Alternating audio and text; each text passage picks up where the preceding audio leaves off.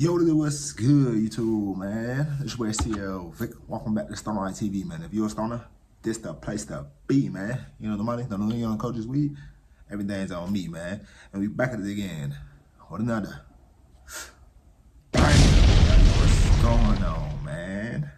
And next up, we got Gangs of London, Moscow17 versus Zone 2. Presented by Trap Lure Ross, man. Now I do be checking out some of bro's videos. I know he always drop videos like this, so y'all go check bro channel out. Y'all subscribe, leave a like, whatever. But I ain't for the hold y'all boys. Y'all know I checked out Moscow17. I check out their rappers all the time. Check out Zone 2 rappers all the time. Don't really know much about their beef like that, honestly. So before I go ahead and get into this video, if y'all new to this channel, y'all make sure y'all leave a like on the video. Make sure y'all comment down below for videos y'all want me to to next. And y'all make sure y'all please hit that subscribe button, bro. If they are into this video, we got Gangs of London, Moscow17 versus Zone 2. Let's see what the fuck going on, man. I'm here on the Brandon Estate in South London, home of the drill crew Moscow17. And in today's episode of Gangs of the World, we're going to be taking a closer look at one of the most notorious feuds in London drill history. One that started in the streets, made its way to music, and ultimately ended in tragedy, with multiple members losing their lives. There is another murder on the Brandon Estate. 3 men have been stabbed in South London. 1 died of his injuries. It happened last night in Camberwell, on the same road where 17-year-old Raheem Ainsworth Barton died from a gunshot wound last May. 2 days after Raheem Barton died from gunshot wounds here in South London, his loved ones are still numb with grief.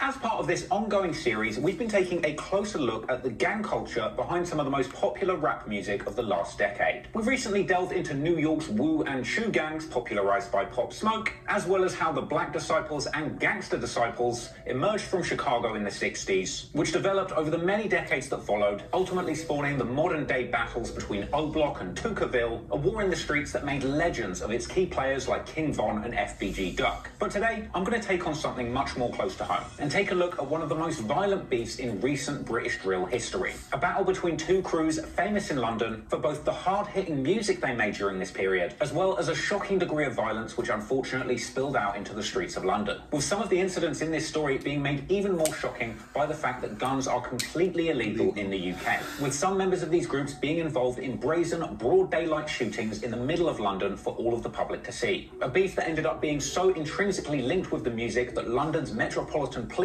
were even forced to step in and censor the music of those involved. This is the story of Moscow17 and Zone 2. Before we go any further into the video, I just want to give a big shout out to my boy Ape Huncho on YouTube for giving me some amazing advice. Ape Huncho be doing this thing too, bro. I be checking out his videos too. I was researching this video, so make sure you go and sub to him for more UK street stories.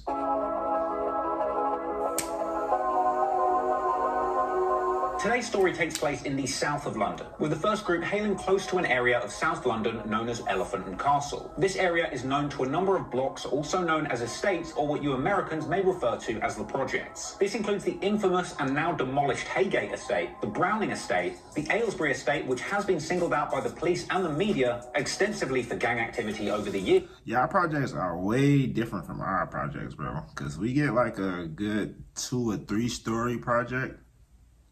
But like they not all together like how y'all's is, how y'all sit in New York. Our shit is like more like separate. Like we got more complexes. It's just like a good it's like a 2-story, 2-story with 2-story, 2-story, 2-story. And them shit's just like, you know, it's like our shit's not like together like y'all is, but And most relevant to this story, the Brandon Estate, where the majority of the members that we're going to be discussing in this video hail from. An estate which, much like O Block in our previous video, was named the most dangerous block in America, has been singled out as being the deadliest in Britain. In fact, I actually used to live just off of this estate, and you might even recognize it from the background of my old Posh and Beck's music video. Now, the spot that connects many of these areas is the main strip in Elephant and Castle, known as Walworth Road, a long road which runs from the centre of Elephant and Castle near the Underground station, all the way down through Camberwell past these estates estates, becoming Camberwell Road, which eventually crosses with Peckham Road, leading east to Peckham, an area which we will later identify as belonging to the Ops. So, you're welcome for the geography lesson, but I know you're wondering how on earth this relates to gang culture. Well, these niggas stay right down the street from each other, literally, like, it's not that far, bro, and that's usually how this shit is, bro. Well, the local G's in Elephant and Castle were once running together under the banner of Woolly Road or Woolly Hood, an obvious reference to the main strip of their hood being Walworth Road. As is often the case with street gangs that have rapping members, Woolly Road or Woolly Hood was of course immortalised forever in the lyrics of rapping OGs that came from this area. These are the best verses you'll ever hear. Murders, best burners, yeah, we heavy here. What way I've got 'em, no one can stop 'em. Woolly Hood, what's really good, what's poppin'? The original Woolly Road crews of the 90s and noughties were apparently at one point even cool with the gang sets from over in Peckham, such as SN1, which if you don't know is actually the set that Drake's rapping buddy from his song KMT, Giggs, raps. In fact, years ago, we even saw the likes of Giggs teaming up with Woolly Road rapper Buck from the OTB set in freestyle sessions that are still floating around online. But don't get it twisted, there were early beefs between Peckham and Woolly Road sets, such as the set MOB or Mandan on Brandon, having issues with SI, standing for Shoot Instant, from Peckham, with there being several early incidents of violence between these two South London-based groups. But again, much like we saw with the gangs of Chicago, over the years, generations of local gangsters grew old, leaving the younger, newer generation to emerge. In fact, you're gonna notice... Them young just be savages, bro. That's one thing about the next generation, bro. It's like they get more savager. Like, they don't give a fuck about the older generation. They literally don't. Like, a whole bunch of similarities between South London gang culture and Chicago gang culture, because as was the case with the old Chicago blocks of the 70s and 80s, in South London, eventually the government stepped in and knocked down local blocks in this area like the Haygate estate, leaving some of the new generation of young G's displaced and looking to create new alliances both in the streets and in the booth, with new young sets popping up in the area repping their local estates. For example, you had the AY17 set repping the Aylesbury estate and Browning 17 representing the Browning estate. And if you're wondering, the 17 is actually borrowed from one of the postcodes that is in Elephant and Castle. Now, one of the rapping older G's from the new generation of Woolly Road was a rapper called SP17, who himself had a bit of a poppin' underground drill track in 2016 called Moscow, with the song itself being about the kind of guns that the local gangsters were able to get their hands on. Of course, with guns being completely illegal in the UK, the majority of the weapons that would end up in the hands of these G's would be old Russian-made military weapons that were likely smuggled in from Eastern Europe. It actually kind of became a bit of a trend in UK drill around this time for people to refer to guns as Russians. In fact, this is actually why the British rapper Russ calls himself Russ, because it's actually short for Russian or Russ with the Russian. Get it? Because he's got a gun, he's got a Russian. At a certain point, this slang caught on, and because there were so many of these illegal Russian guns floating around these areas, particularly the Brandon estate, this led to that block being nicknamed Moscow, with the youngers from the Browning estate eventually starting their own crew in the streets and in the vocal booth being collectively known as Moscow17. And at the end of 16, members from Moscow17 would release breakout drill songs like the track Violence and okay, that's where the Moscow17 come from. Okay, I get it. That's what's up. I get it. Them boys had them, you feel me? Them boys had them scraps back in the day. So them boys was like, you know, related to Moscow. I get it. These early tracks introduced us to Moscow17 members for the first time, including the likes of GB, Screw Loose, and Kizzy T. And as Moscow17's crew of rapping drillers begun to pick up steam, we'd soon be introduced to even more talented members through new freestyles and songs, especially the likes of Incognito, aka SK, who would later be most well known for his solo tracks Blessed and Friggy, his right-hand man being the non-rapping member JB or Jet Black, and through other songs or at least lyrics referencing G's that they would hang out with, we would get to know even more members like Rhino, Maskey, who actually had a big early song with Lowski from the Harlem Spartans called Mummy's Kitchen. There was Knockout Ned, Rizzy Ramps, also known as Rampage, Ted Matic, and maybe a few others who I don't necessarily need to name. And this is by no means an exhaustive list of every member or affiliate of Moscow17, but it is the lineup of the people who were most actively repping the set during this period. You know what's crazy, bro? You can tell the people who passed away because their pictures look kind of older. So I know Incog gone. Rest up them boys. But yeah. And the people who are going to be most relevant to this story. So, who are their ops? We don't want to hear this, bro.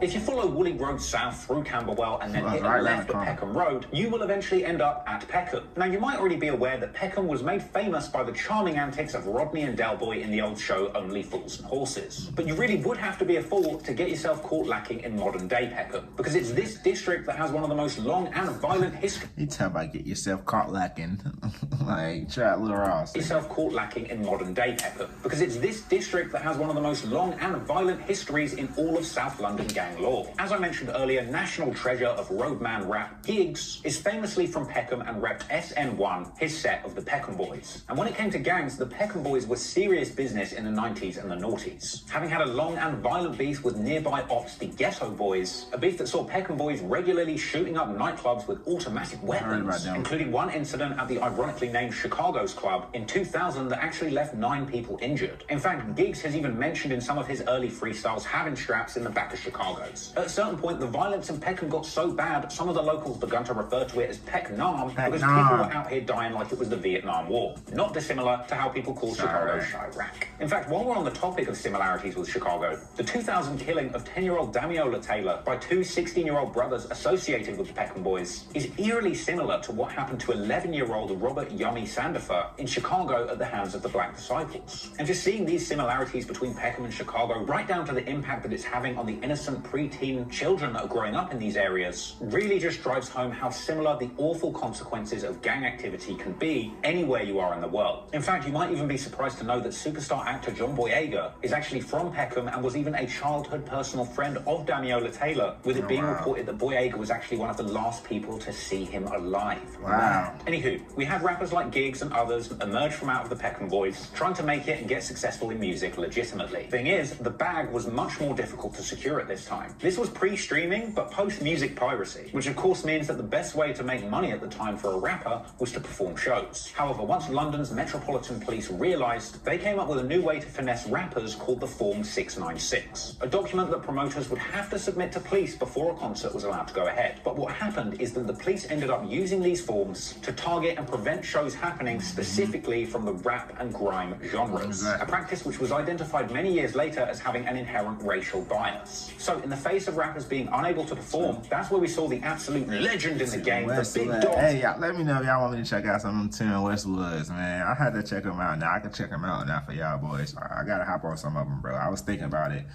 I might as well do it now, bro. Fuck it.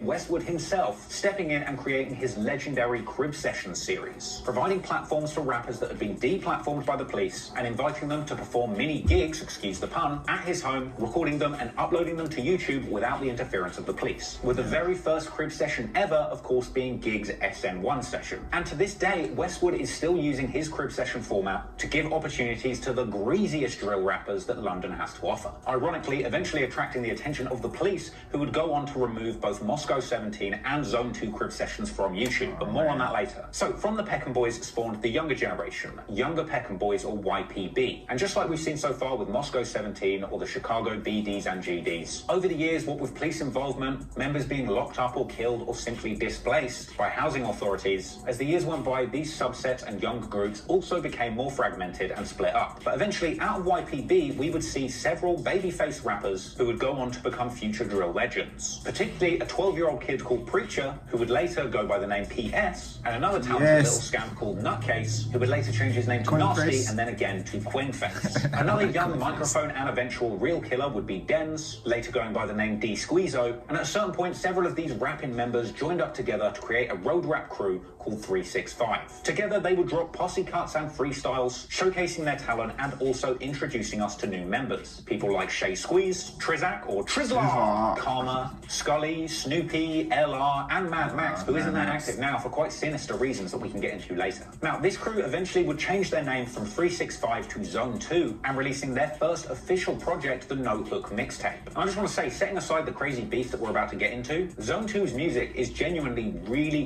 good and some of the most underrated UK drill that the country has to offer. Zone 2's musical legacy is actually very cohesive, partly because Carnes Hill, the iconic drill producer and pioneer of the sound, who famously brought bricks and bass Spanish drill crew 6-7 StonerLife would come through and produce full-length projects for Zone 2, including their 2018 tape Hillside Zoo, which in my opinion is genuinely one of the hardest drill or rap projects ever made. And some of the stuff they say on there is so devilish, I feel like I'm going to hell just listening to it. The project actually features a blood-stained elephant on the cover art, which probably doesn't take too much interpretation. Anyway, so Zone 2 and Hit Squad, the seemingly street-focused crew of Zone 2 affiliates actually doing dirt in the streets, would of course accumulate a lot of members, not all of whom are relevant to this story. So for the record, there might be several names who you think should be included here. I'm not going to include because it's either not relevant to this story or I can't verify the facts that they were involved beyond social media speculation. But this is the core group of people who are at least known to have been associated with Zone 2 or released music with them over the period this story takes place. So now you know the crews and members involved, we can take a closer look at how this beef started and how it would eventually escalate into deadly warfare, ultimately claiming the lives of people from both areas. Damn. Now, the true inciting incident in the beef between Moscow17 and Zone 2 is kind of unclear. A lot of rumours have floated around over the years, but one thing is clear is that Zone 2 and Moscow17 weren't always enemies. In November 2015, a remix to Meek Mill's song Rico was released by Incognito, who was then going as SK. Now, this music video was actually rumoured to have featured numerous members from both Moscow and Zone 2, including Quenface and Trizak. In fact, story goes, Trizak is actually Incognito's cousin, a fact which will become all the more shocking as this story progresses. Now, comments on the Reddit community UK Drill would suggest that things soured between these two crews after somebody from Zone 2 robbed the house of a Moscow affiliate. Initially with a Moscow member trying to get back some of those stolen items, ultimately resulting in them being stabbed. This would lead to various tit-for-tat retaliations between these two groups, which would escalate each time, with two particularly shocking incidents occurring in mid-2016. One where a 15-year-old member, whose identity is unclear due to them being a minor at the time, being chased through a busy fun fair and stabbed numerous times in front of shocked families,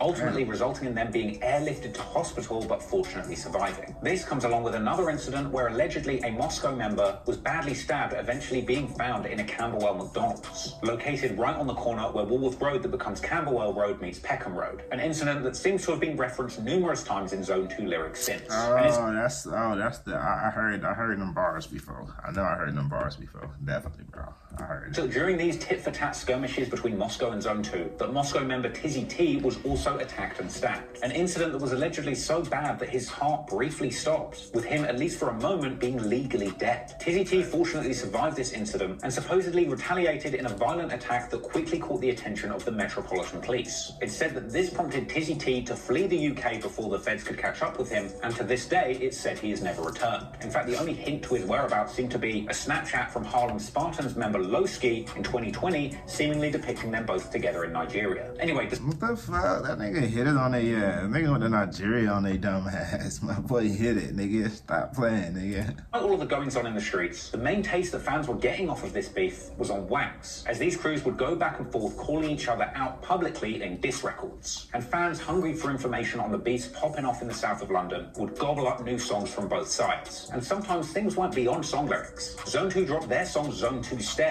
which was actually filmed on the Moscow17 block, the Brandon estate, at 7:40 p.m, a fact that was documented extensively in the music video as supposed proof that I remember reacting to that. That's funny. I remember reacting to that like a year ago, bro. I think I reacted to that shit like a good year ago. I think it was.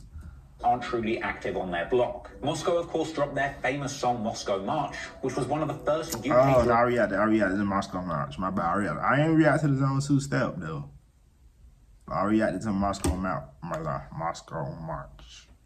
To actually hit 1 million views, and to this day, despite having been taken down by the cops, is still a legendary song in UK drill history. Moscow also dropped tracks like City of God, which featured a high-energy performance from GB, where he named numerous ops who had supposedly been injured by Moscow members by name. From here, things would continue to go back and forth on wax, with members from each side continuing to use their songs to brazenly brag about the violent attacks that they had carried out on their ops. And all of this seemingly without a care in the world as to how incriminating this might come across. And eventually, each group respectively got their own Tim Westwood crib session. Performances which once again were wall to wall, with specific references to names and claims of attacks that had been carried out against the other side. Now, obviously, all of the name calling on both sides had everybody involved very jumpy and eager to pounce on the ops. And a lot of incidents between these crews in 2017 do remain in the streets. Now, I suppose to a lesser extent in the Reddit and YouTube comments. But eventually, in 2017, the beef would become deadly and finally reach the newspapers, when a teenage Zone 2 affiliate was killed in the middle of Peckham. Now, during the height of this beef, Incognito was known for spinning blocks on his moped, looking for ops in broad daylight, even broadcasting this activity on his Snapchat, as was Jet Black and Loose Screw, as well as Zone 2 members. However, rolling around in highly... These boys was out there lurking on shit on Snapchat, nigga. Y'all was tripping, bro. Niggas just ready to die, bro. That's how I see it, bro. Niggas just ready to... Y'all really just ready to die, bro. Like, fuck it, bro. Like...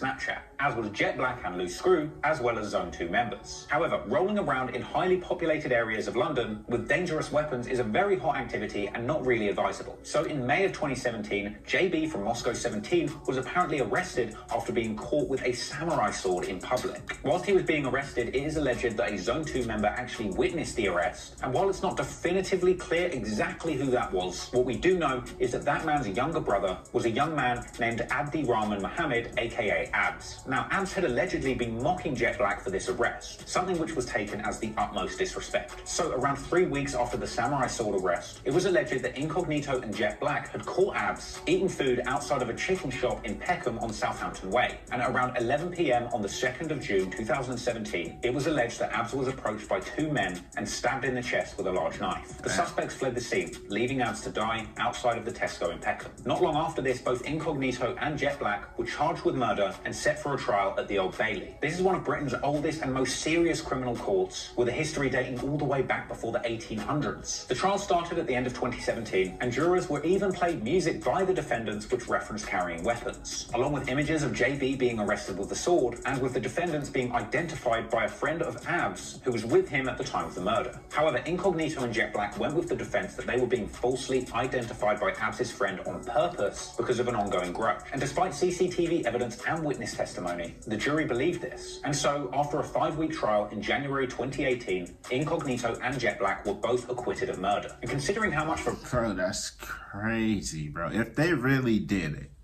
if it was really them who did it, that's crazy that they got away with that shit.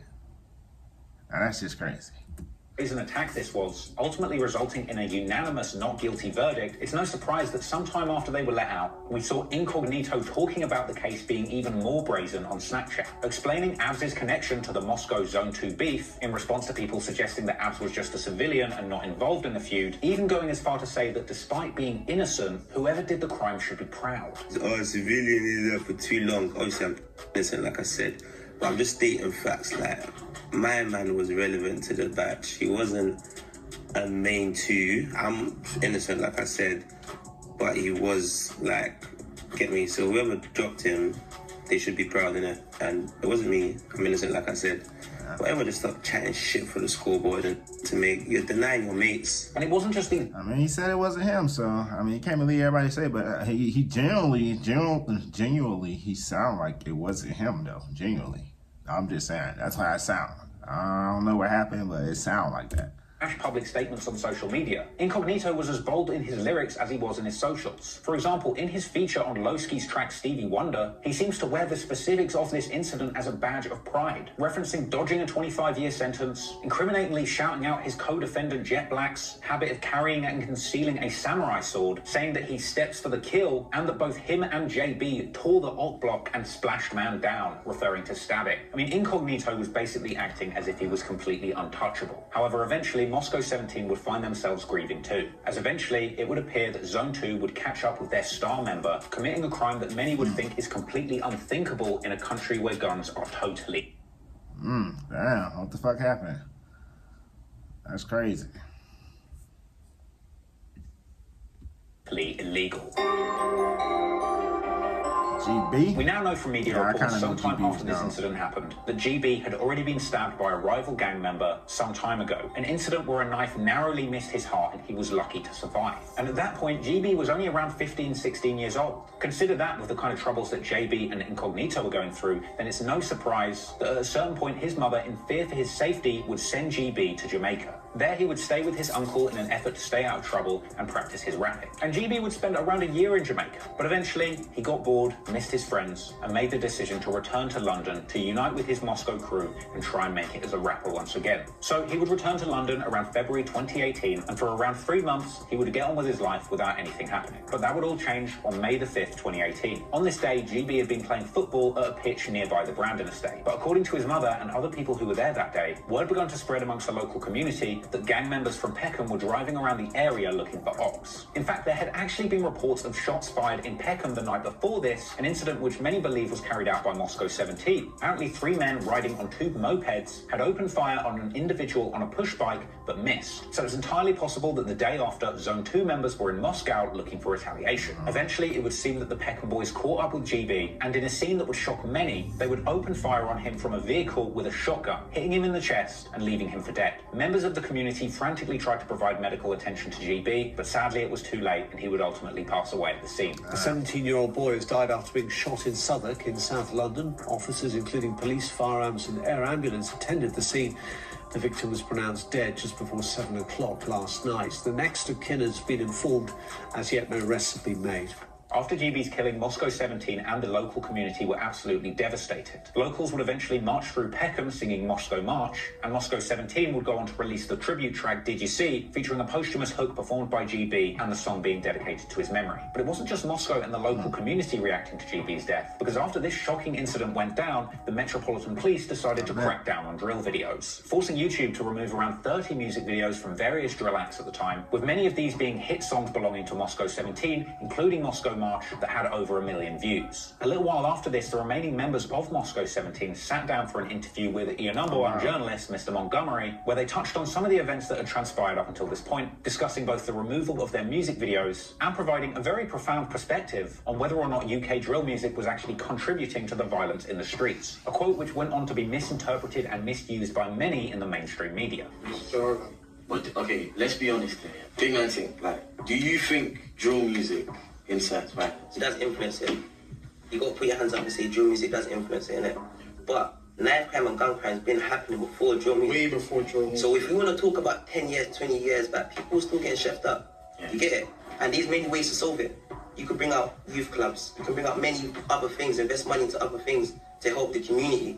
But you don't want to do that. You just want to use an excuse as drill music. It's drill music, or black boy drill music. No. How about you go invest money, you go make some youth centers? What can we turn to? There's nothing for us to turn to. Later in this interview, Incognito would go on to be strangely self-aware. When pondering how he might stay safe and change his ways, he said that his mum would tell him to change his friends. He says that's never going to happen, and ultimately, whatever happens, happens. The answer to that question, my mum would say change your friends. But that's not going to happen. So I guess we just, I don't know, whatever comes my way, innit? Considering the way Incognito was talking in this interview, it's almost as if he knew what was going to happen next. Because within only 2 months of this interview being released, unfortunately, Incognito would suffer a similar tragic fate to GB, only yards away from where his friend had passed. Damn.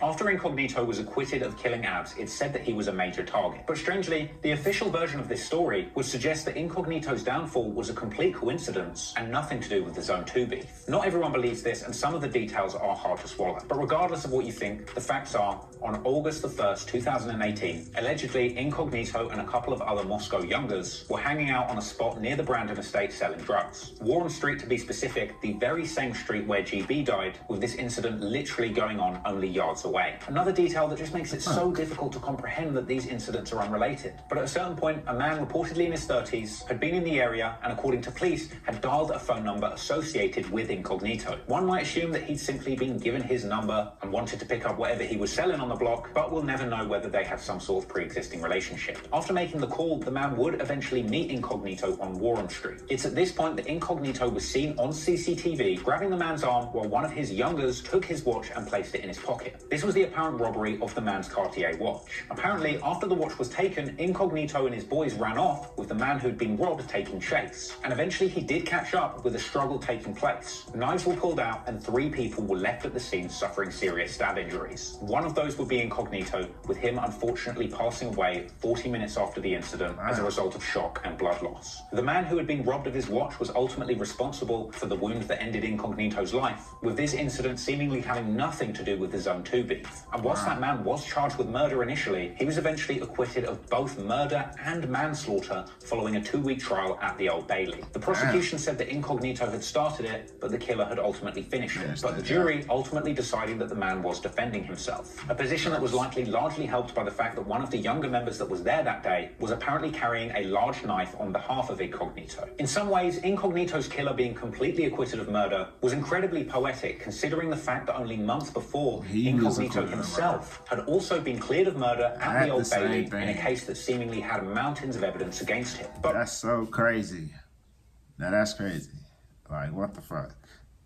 regardless of whether or not this incident had anything to do with the Zone 2 beef, the murder of 2 young men on exactly the same street in such a short space of time brought enormous amounts of police and media attention. From here, the Sun newspaper and other British media outlets began waging war on drill music, specifically singling out the likes of Tim Westwood, smearing him for even giving these drill rappers a platform to begin with. And following these incidents and their association with drill music, the Metropolitan Police expanded their crackdown, forcing YouTube to remove even more drill videos in the years that followed, even using behaviour orders to ban other drill sets like West London-based 1011 from making music at all without police approval. And while the posthumous album from the slain drill rapper has become a bit of a staple in hip-hop recently, Incognito's family actually came out releasing a statement that they would not be allowing any more of his music to be released, dashing fans' hopes of hearing his long-teased Pray for Crosses mixtape. And if the loss of GB and Incognito wasn't bad enough, Moscow17 members would continue to suffer in the months that followed. Jet Black from Moscow also ended up getting jail time for numerous incidents that had occurred on the streets during these deadly times, including a crazy police chase where he crashed his car and fled, leaving behind a large knife. And then, whilst he was on bail for that, allegedly a rival had spotted him out on the street in Camberwell, mounted the pavement and run him over, with witnesses saying that once Jet Black got up, he produced a large machete. These incidents would leave him jailed, as well as receiving a lifetime ban from ever entering Peckham. So from here, for a significant amount of time, Moscow17 as a cohesive group and/or gang would disband and fall from relevance. And the passing or incarceration of their star members made it near impossible for the crew to pick up any meaningful momentum around this time. Meanwhile, capitalizing off of the reputations gained from seeming to come out on top in these violent feuds, Zone 2 and many of their affiliated members like Quenface, Trizak, Karma, or PS would release hit drill songs racking up millions of views. However, not all was good over in the Zone 2 camp, because those members who were more active on the streets than in the booth would ultimately find themselves in hot water. For example, D Squeezo from Zone 2 would end up being convicted of murder and sentenced to life following a non-gang related incident over some drug money, along with fellow Zone 2 member Mad Max allegedly fleeing the UK due to his involvement in that same deadly attack, as well as it being suggested by some that he was also wanted in connection with the shooting of GB. And while from here the bloodshed in the streets between these two groups would die down, in the booth, Zone 2 members would continue to disrespect Incognito's memory as well as other Moscow members on songs in years to follow. This includes Incognito's own cousin Trizak from Zone 2, who would famously call himself Judas, regularly hopping on songs and disrespecting his very own cousin's tragic murder. In fact, Zone 2 have continued to gain clout by mercilessly dissing their deceased ops by name on numerous songs. Most notably, the 2019 release No Censor, a track made even more devilish by the fact that they played the sonic coin sound effect each time they mentioned a murdered op by name. This track was singled out as probably the most demonic and offensive Zone 2 diss track ever released, with the track predictably quickly being removed from YouTube by the Metropolitan Police, with YouTube releasing a statement saying that they are working with the Met to remove videos which are directly inciting violence. However, the thing is, the song has been re-uploaded numerous times, and ironically, the Metropolitan Police's attempts to silence this music only brought it more attention, as the removal of the track No Censor led to Zone 2 getting mainstream coverage on BBC News, with the headline "Drill Video Naming Murder Victims Banned by YouTube," only further feeding into the idea held by fans that Zone 2 are the most demonic and evil set in UK drill. In fact, it almost seemed as if Zone 2 knew this was going to happen, because they very quickly brought out new songs which included similar but censored disses, like the tracks Dead and Censored, which both racked up enormous view counts off of the back of the track. Zone 2 played that shit so fucking smart, nigga.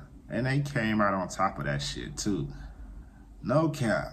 Zone 2 did, they played that shit too smart. Them boys, and they still on top of that shit. They still on the inner rap game. Not saying that the shit can't come back around, but they play that shit smart. censor being removed by the police. Today, only a small selection of members from Moscow17 continue to make music, like Screw and Maysky, and even these new songs contain lyrics and disses targeting Zone 2 members and insulting their fallen brothers like Abs. I really wish I could have ended this story by saying that those involved in both sides that were still alive managed to find some musical success and ultimately move forward beyond these beats, making catchy drill songs that the fan love without insulting the memory of a fallen op. But sadly, that's not the case, and it seems like just far too much blood has been shed on both sides for these groups to ever forget the trauma that they went through during the bloody summer of 2018. Facts. Shout out Charlie Ross, man. He definitely be doing his thing on his videos, man. Y'all go check bro out, man. Zone 2, they definitely played it smart, bro.